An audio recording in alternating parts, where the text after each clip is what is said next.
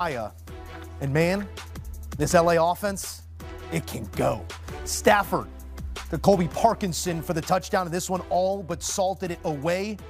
Back-to-back games now with 500-plus yards and 40-plus points, humming to their own tune. LA maintaining that 1 seed at 11-3 in that hard-fought West. They keep their heads out in front of Seattle as well. 49ers giving chase, but Matthew Stafford and the Rams not backing up to nobody. 24 of 38 for 368 and 2 touchdowns in a bounce-back effort. Back with the fellas as they have now strung together 2 bounce-backs after that head-scratcher of a loss to Carolina 2 weeks ago. It's the LA Rams once again showing you why they sit as a 1 seed and look like it could run through that building at SoFi. Mac, you look at this head-to-head and it felt like we were going to get the best effort the Detroit Lions could offer. Still not enough to take down this version of the Rams. I love what I saw from the Rams because we saw Detroit get off to a fast start.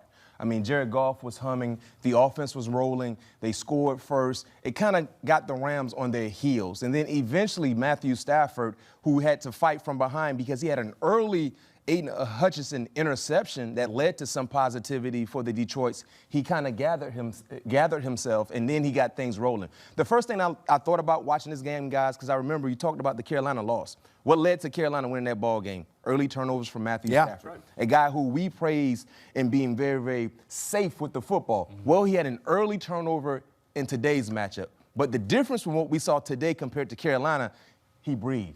Yep. He took his time, and he started orchestrating great drives. And the players around him, Blake Warm, and Kyron, those 2 guys in the backfield. Mm-hmm. Each had over 70 yards today. They were unbelievable. And in a moment where defensively the Rams had some issues slowing down Amon-Ra St. Brown, J. Mo, in the pass catchers from Detroit. But Matthew Stafford said, I got this. I will not allow what happened in Charlotte to happen tonight, and he was at his best.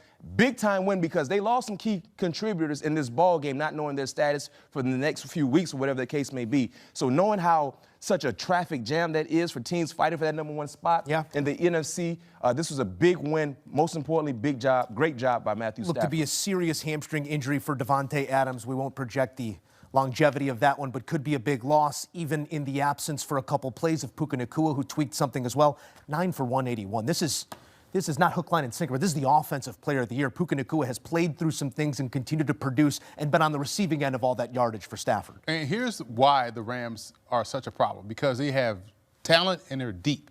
And we saw them be able to play. My college receivers coach is right now currently coaching for the Tennessee Titans, Ty Tolbert. And he always used to say, I'd rather teach you guys personnel and how to do everything, because you may have to go into a game and be the X receiver when you say, well, I play slot. So when you look at the Rams and the fact that you can play Puka Nacua inside, outside, on a boundary, you can do that with Parkinson, you can do it with all their receivers, that gave Detroit a problem in terms of how to communicate, how to adjust to it. So we saw them multiple times trying to adjust on the back end, but because you think, okay, if this guy is lined up here, then that guy is going to go there. Well, that's the whole point.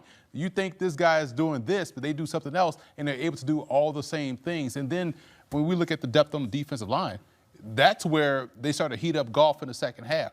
Yep. That's why they couldn't really, stay the course with the Rams. They got some touchdowns late to make it closer, but then also they stopped the run.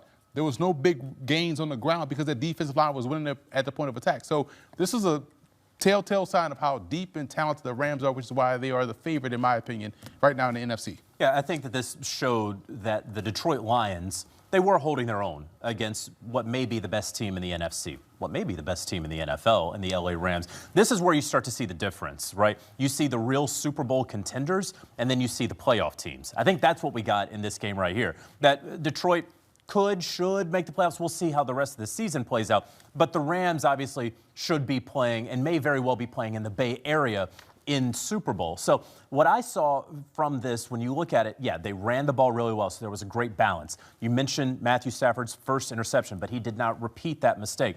But when I go back to when the Rams won their Super Bowl, and all the years that they've had success, because it's been very, very high, and then it's also been very low for them. Usually when it's high for the LA Rams, they are, if not the healthiest team, one of the healthiest teams in the NFL.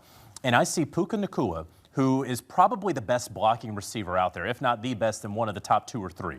And I see that he is constantly getting nicked.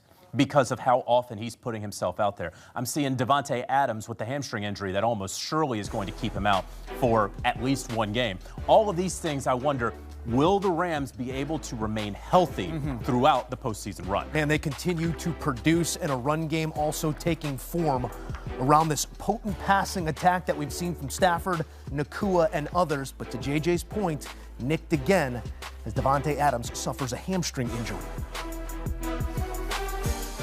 Unfortunately, on the topic of injury, some clarity on the Micah Parsons knee. This from the Packers. It is feared it is a torn ACL for Micah Parsons. This comes according to multiple reports. Parsons will have further testing to confirm that injury. He has 12.5 sacks this season after coming over in the trade from the Dallas Cowboys. The Packers traded 2 firsts, defensive tackle Kenny Clark, to acquire Parsons, who then signed a 4-year, $186 million deal, but it appears to be season over for the star edge rusher. And for more, we're right to the site with reaction with Tony Romo. And Tony, I want to start you right there. On the Green Bay Packers side, the losing side of the ledger, yes, but more lost within this game than just the game in the form of Micah Parsons. What does this change for the Packers internally in that locker room and externally across the NFC?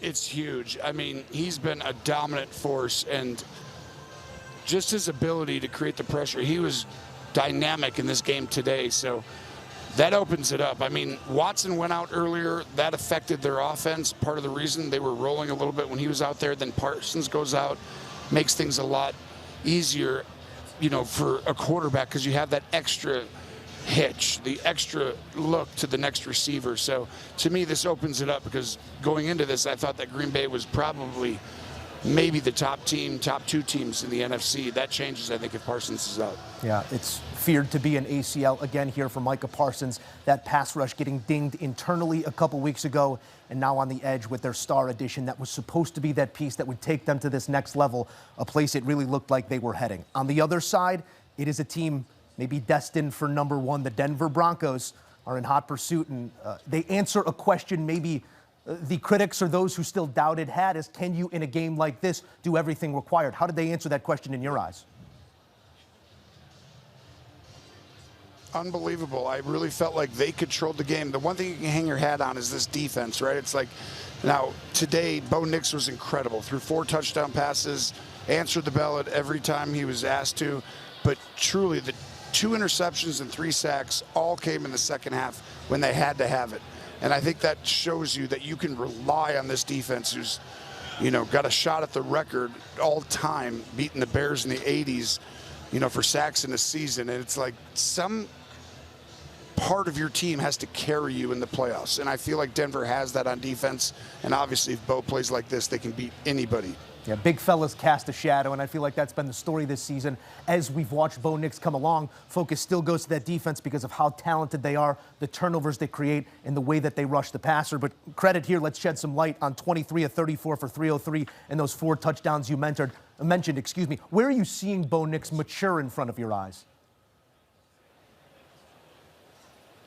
I just feel like he's learning it a little bit better. He's getting through his progressions a little faster, but he's more poised in the pocket. They do a great job. I thought early in the game, they always play to their defense, I call it, where it's like, okay, we're going to protect the football, we're going to run the ball, we're going to do this, but there's not really that many explosives. They don't really give you that feeling of like they can get you at any moment.